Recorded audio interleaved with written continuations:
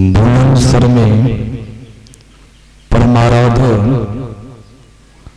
आराध्य जी की जय ध्वनि करें। श्री सद्गुरु महाराज की जय।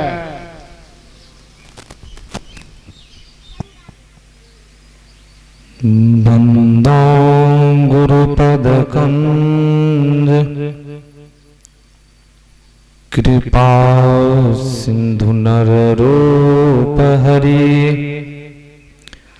महामोहतान पुंज जासु वचन रवि करनी कर मंगल मूर्ति सद्गुरु मिलवे सर्वाधार मंगलमय मंगल करन बिनवा बारंबार।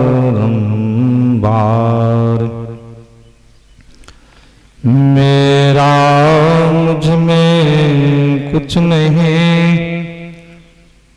जो कुछ है प्रभु तो तेरा तुझको सौंपता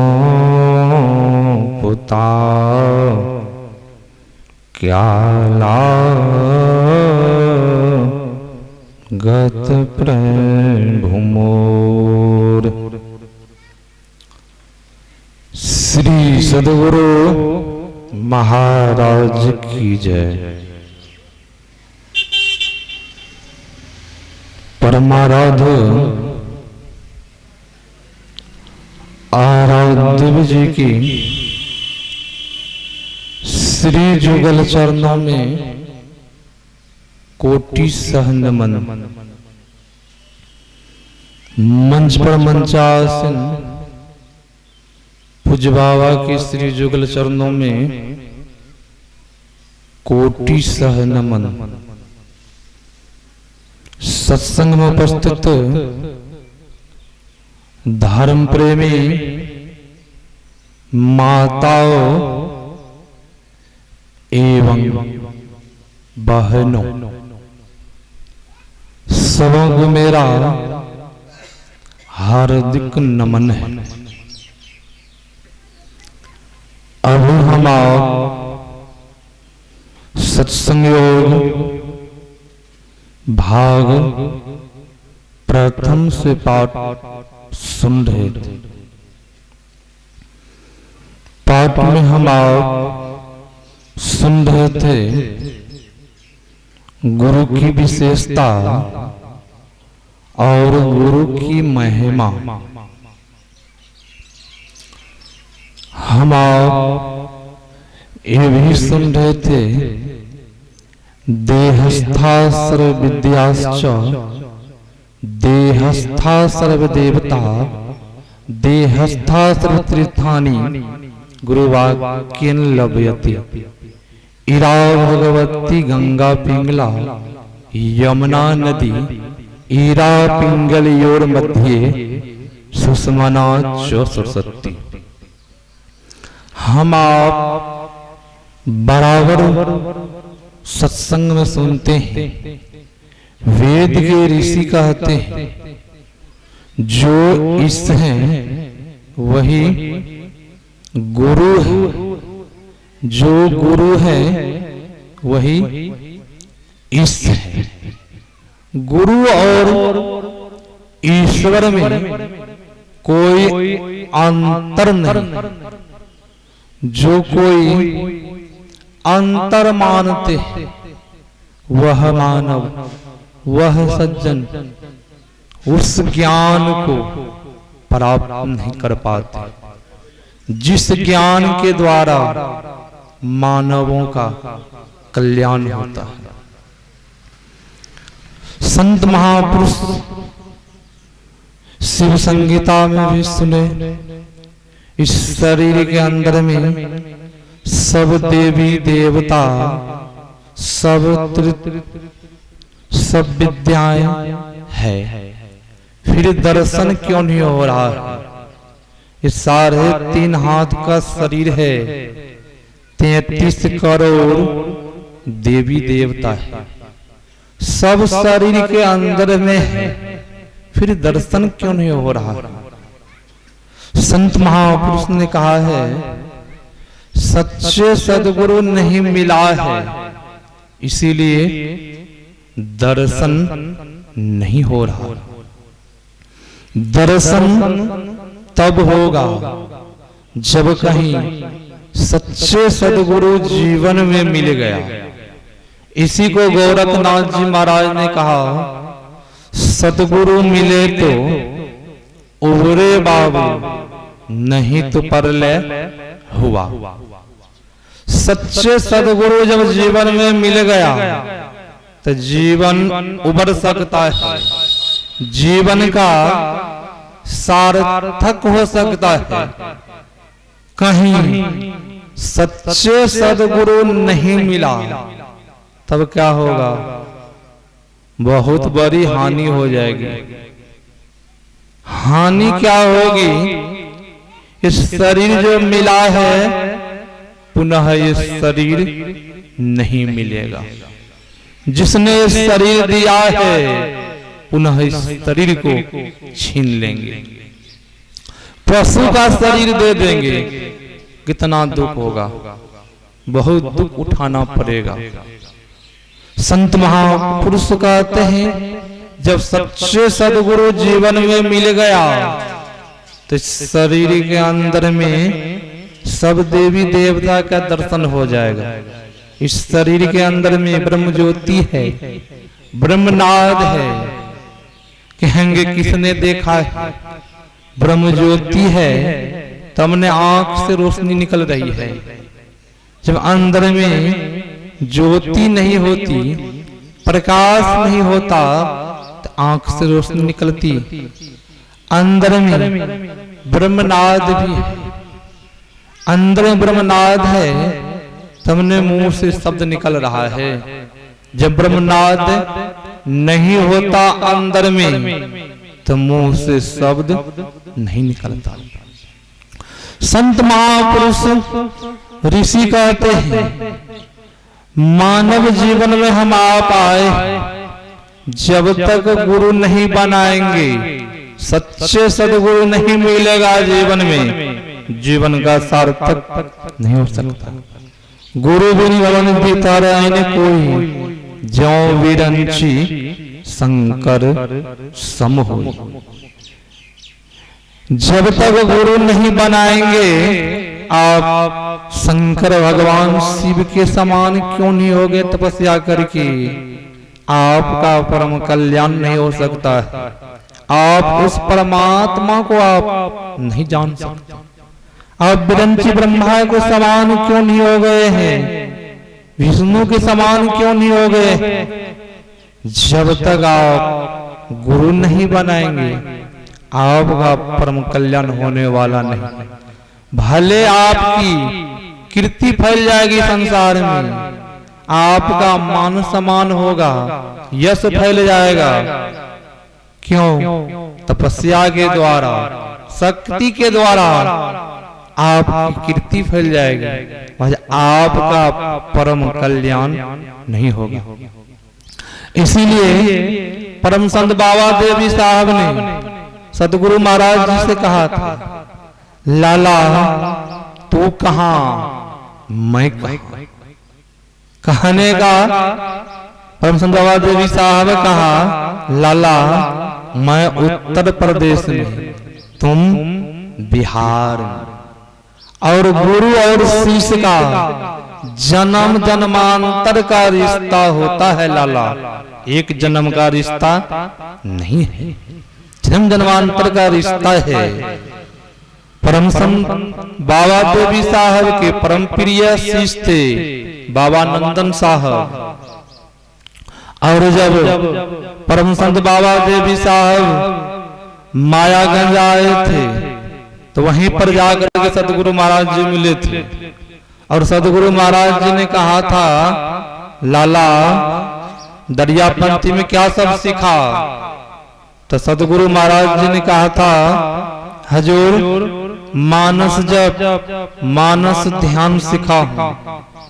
तो परम संत बाबा देवी साहब ने कहा, लाला मानस ध्यान हूबहू उगा लिया है। तो सदगुरु महाराज जी ने कहा, हजूर हूबहू नहीं उगाया हूं, धुंधला धुंधला देखता हूं। परम संत बाबा देवी साहब ने कहा, लाला मैं भी ध्यान किया और अपने अंदर में हूबहू उगा लिया। कहने का मानस ध्यान जो अपने अंदर में सदगुरु महाराज जी को हूबहू उगा लेते हैं, जो जो इच्छाएं करते हैं इच्छाएं की पूरी हो जाती। कब? जब अपने अंदर में मानस ध्यान उगा लेंगे तब आपका जीवन सार्थक होगा। और परम संत बाबा देवी साहब कहा करते थे, आप यहूदी बनकर रहिए, आप ईसाई बनकर रहिए, आप इस्लाम बनकर रहिए, आप हिंदू बनकर रहिए, एक दिन भी अंतर साधना किए बगैर मत रहिए। एक दिन भी आप कुछ भी बन के रहिए। और परम संत बाबा देवी साहब का सत्संग हम आप जानते हैं, जब उनका सत्संग चलता था तो चलता रहता था। और सदगुरु महाराज जी के सत्संग जब मंडली सत्संग चलती थी उसमें भी सदगुरु महाराज जी का सत्संग 4 घंटा 5 घंटा होता था। अभिनंदन ग्रंथ कोई पढ़ के देखिए, उसमें मुरादाबाद से बाबा नंदन साहब आते थे, ध्वजलाल गुप्त थे, चुतहरू दास थे, ऐसे ऐसे बहुत पुराना सत्संगी थे। और सदगुरु महाराज जी का ये जो नियमावली बना है, सदगुरु महाराज जी जब थे तो उस समय सदगुरु महाराज जी की तस्वीर नहीं लगती थी और सदगुरु महाराज जी खड़ा होकर के प्रवचन करते थे। सदगुरु महाराज जी जब अस्वस्थ रहने लगे तब पलथी मार के बैठते थे मंच पर, तब प्रवचन करते थे। उससे भी नहीं होता था तब सदगुरु महाराज जी के लिए कुर्सी लगती थी। जब ज्यादा अस्वस्थ रहने लगे तब धीरे धीरे जब सदगुरु महाराज जी समय पर नहीं पहुंच पाते थे तो सदगुरु महाराज जी के कुर्सी पर सदगुरु महाराज जी की तस्वीर रखी जाती थी। और जब सदगुरु महाराज जी आते थे तो कहते थे इनको हटाओ और हटा लेते थे। सदगुरु महाराज जी विराजमान होते थे और सदगुरु महाराज जी हमारे वो नहीं कहते थे 5 महात्मा होता था, 10 महात्मा होता था, किसी को सदगुरु महाराज जी आज तक समय नहीं बांधते थे। अभिनंदन ग्रंथ पढ़ के देखिए तब पता चलेगा, नहीं बांधते थे। नंदन साहब कहीं बोलते थे 2 घंटा, धीरजलाल गुप्त बोले 1 घंटा, सदगुरु महाराज 2.5 घंटा बोलते थे। अभिनंदन ग्रंथ में इस तरह का वर्णन है, इस तरह का सत्संग होता था। और जब सदगुरु महाराज अंत समय में ये नियमावली बना है, संत मत का नियमावली बना है। तो संत महापुरुष ऋषि जब तक हम आप सुनेंगे नहीं तो समझेंगे नहीं, जब तक समझेंगे नहीं तब तक करेंगे नहीं। सदगुरु महाराज जी का नियमावली बनाया हुआ है कि जितने महात्मा है सबके मुखारबिंद से सुनेंगे। ये कोई संचालक के द्वारा नहीं बना है नियमावली, ये सदगुरु महाराज जी ने बनाया है। उन्हीं सदगुरु महाराज जी के हम लोग अनुयायी शिष्य है। और मेरा सत्संग जब होता है पूज्य बाबा के द्वारा, इसमें हम कोई संचालक को नहीं मानते हैं और अपना अनुकूल सत्संग करते हैं और वहीं से समय बनता है और समय हम बनाते हैं खुद और किसी संचालक का हम नहीं मानते हैं। अपना खुद अपना सत्संग हम करते हैं।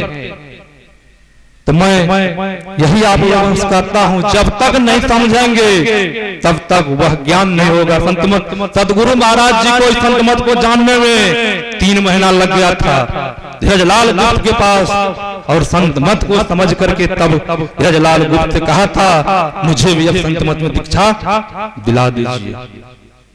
हम आप इस संत मत को तो समझ लेंगे, संत मत को समझने में भले आप बूढ़ा हो गए, बहुत तो कहते हैं हम गुरु महाराज दीक्षा लिए, दीक्षा लेने से क्या होगा, जब तक करेंगे नहीं तब तक कुछ नहीं प्राप्त कर पाएंगे। भले आप गुरु महाराज जी ने कहा था विश्लेषण में, इस पंडाल में मुझसे बहुत बुजुर्ग बैठे हैं, ज्ञान के मद में सब बच्चे हैं, ऐसे सदगुरु महाराज जी ने कहा था ज्ञान के मद में सब बच्चे हैं। जब तक करेंगे नहीं, बात बनाने से इंग्लिश झाड़ने से कुछ मिलने वाला नहीं है, जीवन में उतारना होगा तब कुछ मिलेगा जब पाने के लिए चाहते हैं।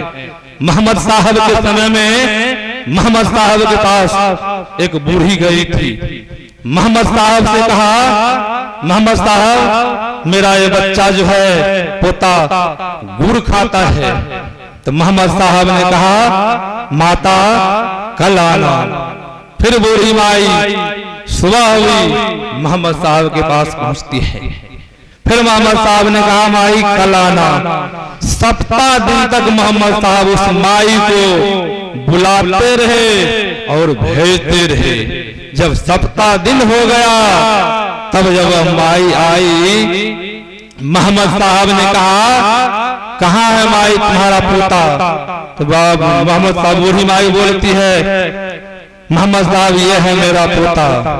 तब मोहम्मद साहब ने कहा बेटा गुड़ मत खाओ, गुड़ खाने से हानि होती है, शरीर में बीमारी लग जाती है, शरीर का नाश हो जाता है, बेटा गुड़ मत। उस माई को बड़ा लगा, वह माई कहती है मोहम्मद साहब एक छोटी सी बात के लिए आप सप्ताह दिन बुलाते रहे और मुझे घर भेजते रहे, आप तो उस दिन भी ये कह सकते थे। तो मोहम्मद साहब ने कहा सज्जनों मैं भी पहले गुड़ खाता था, इसीलिए मैंने उपदेश नहीं किया था। जब उस दिन मैं उपदेश कर देता तो ये बच्चा गुड़ खाना नहीं छोड़ता। सज्जनों पहले अपना जीवन में उतारिए तब दूसरों को उपदेश कीजिए। यही आप लोगों की सेवा में समय अनुसार सुनाया। मैं अपना वक्तव्य को यहीं पर विराम देता हूँ। श्री सदगुरु महाराज की जय। बोलिए प्रेम से श्री सदगुरु